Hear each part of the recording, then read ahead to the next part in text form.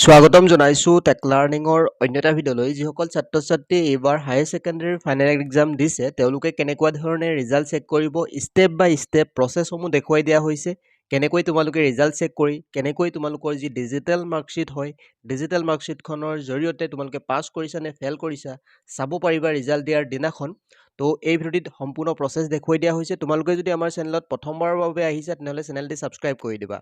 তো পোনপ্ৰথমে তোমালোকে কি কৰিবা মোবাইলৰ যিকোনো এটা ব্ৰাউজাৰ ওপেন কৰি ল'বা গুগল বা ক্ৰম ব্ৰাউজাৰ ইয়াৰে সাৰ্চ বাৰত তোমালোকে সাৰ্চ কৰিবা assampro.org assampro.org বুলি লিখি সাৰ্চ কৰাৰ পাছত ওপৰতে যিটো ৱেবছাইটৰ লিংক তোমালোকে দেখিবলৈ পাইছা এই ৱেবছাইটটোতে ইয়াতে ক্লিক কৰিবা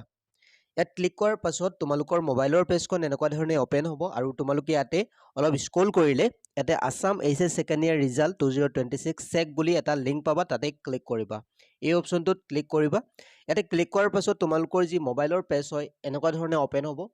ইয়াতে তোমালোকে দেখিবলৈ পাইছা ইয়াতে তোমালোকৰ যি ৰিজাল্ট হয় ৰিজাল্টসমূহ চেক কৰিব পাৰিবা অতি সহজে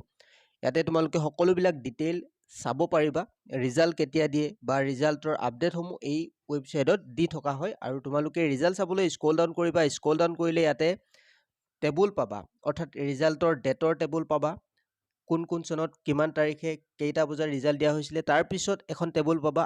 এছেক ৰিজাল্ট চেক লিংকছ 2026 ক্লিক হিয়াৰ বটন দুটা দেখিবলৈ পাবা ৰিজাল্ট চেক লিংক 1 ক্লিক হিয়াৰ ৰিজাল্ট চেক লিংক 2 ক্লিক হিয়াৰ তো ৰিজাল্ট চেক লিংক 1ত ক্লিক হিয়াৰ যিটো বটন দেখিবলৈ পাইছা তাতে ক্লিক কৰিবা তাত ক্লিক কৰাৰ লগে লগে তোমালোকৰ এডমিটখন উলিয়াই ল'বা এডমিটত থকা যিটো ৰোল আৰু নাম্বাৰ হয় ইয়াতে ফিল আপ কৰিব লাগিব ওপৰৰ অংশত অৰ্থাৎ তোমালোকৰ ৰোল তাৰ তলৰ অংশত নাম্বাৰ তাৰপিছত ৰেজিষ্ট্ৰেশ্যন নাম্বাৰটো ইয়াতে ফিল আপ কৰিব লাগিব একেবাৰে শেষৰ বক্সত তিনিটা বক্স থাকিব তাৰপিছত ফাইন ৰিজাল্ট অপশ্যনত ক্লিক কৰি দিবা